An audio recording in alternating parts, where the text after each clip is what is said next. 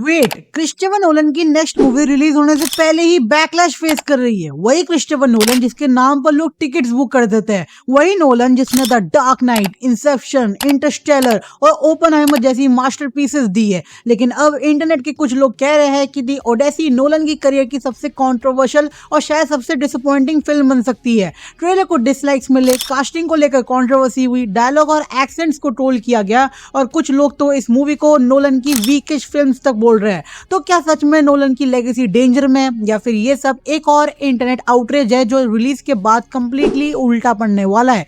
आज हम deep dive करेंगे दी ओडेसी के अराउंड चल रहे हर कंट्रोवर्सी, हर क्रिटिसिज्म और हर डिस्कशन में, और एंड तक आप डिसाइड करोगे क्या दी ओडेसी नोलन की बिगेस्ट मिस्टेक है या फिर उसकी नेक्स्ट मास्टरपीस।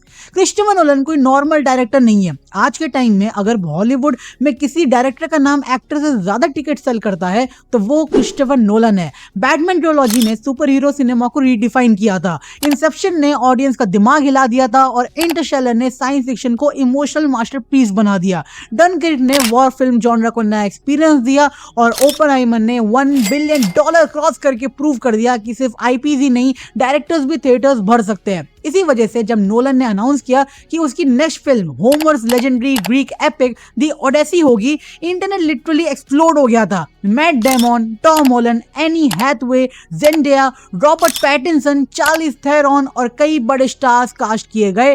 मूवी को इंटायरली आईएमएक्स कैमरास पर शूट किया गया है एज यूजुअल, और यूनिवर्सल इसे एक once in a generation cinematic event की तरह मार्केट भी कर रहा है। लेकिन जितनी बड़ी हाइप उतनी ही बड़ी एक्सपेक्टेशंस हो जाती है, और जब एक्सपेक्टेशंस काया होती है तब बैकलैश भी उतना ही बड़ा होता है। जब द ओडेसी का ट्रेलर रिलीज हुआ तो नंबर्स इंसेन थे। ट्रेलर ने पहले 24 घंटे में 121 मिलियन से ज्यादा व्यूज जनरेट किए अक्रॉस प्लेटफॉर्म, जो एक मैसिव अचीवमेंट है। लेकिन प्रॉब्लम व्यूज नहीं थे, प्रॉब्लम रिएक्शंस थे।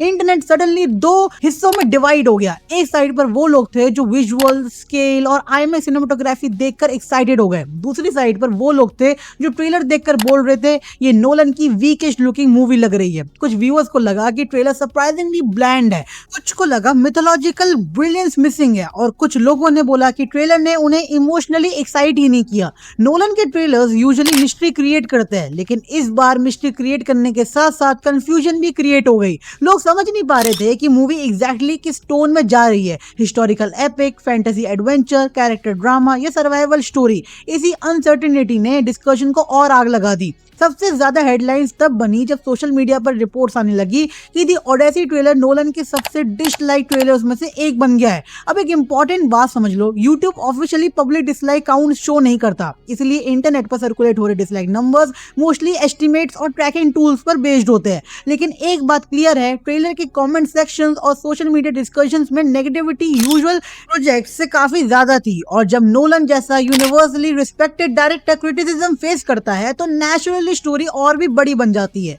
अब आते हैं सबसे कंट्रोवर्शियल टॉपिक पर, कास्टिंग। इंटरनेट का एक सेक्शन कुछ कास्टिंग डिसीजन से बिल्कुल खुश नहीं था, पर्टिकुलरली लुपिटा नियोंग और इलियट पेस से रिलेटेड डिस्कशन सोशल मीडिया पर वायरल हो गए। कुछ क्रिटिक्स ने हिस्टोरिकल ऑथेंटिसिटी को आर्ग्यूमेंट दिया, कुछ ने रिप्रेजेंटेशन डिबेट स्टार्ट कर दी, और कुछ लोगों ने बिना मूवी देखे ही फिल्म को वोक लेबल करना शुरू कर दिया। नोलन जनरली पॉलिटिकल डिबेट से दूर रहता है, लेकिन इस बार मूवी रिलीज से पहले ही कल्चर वॉर डिस्कशन का पार्ट बनी। इंटरेस्टिंग बात यह है कि बैकलैश के बावजूद टिकट डिमांड एक्सट्रीमली हाई रही हर एक कंट्री में, और प्री सेल्स ने रिकॉर्ड ब्रेकिंग इंटरेस्ट जनरेट की है। मतलब कंट्रोवर्सी लाउड जरूर है, लेकिन जरूरी नहीं है कि मेजॉरिटी ऑडियंस उसे अग्री करती हो।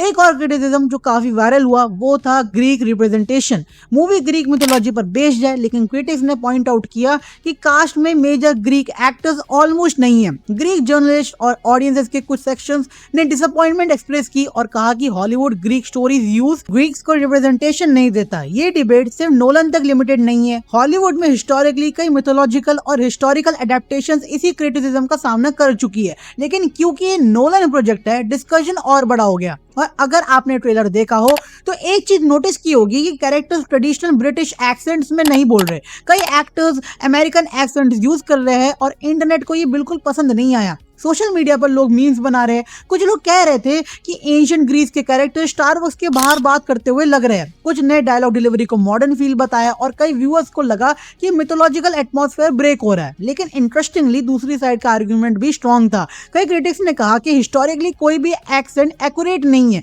ब्रिटिश एक्सेंट भी हिस्टोरिकली ग्रीक नहीं था, इसलिए नोलन शायद कैरेक्टर्स को मॉडर्न ऑडियंस के लिए रिलेटेबल बनाना चाहते हैं। तो यह क्वेश्चन ये है, क्या ऑथेंटिसिटी इंपॉर्टेंट है या इमोशनल कनेक्शन?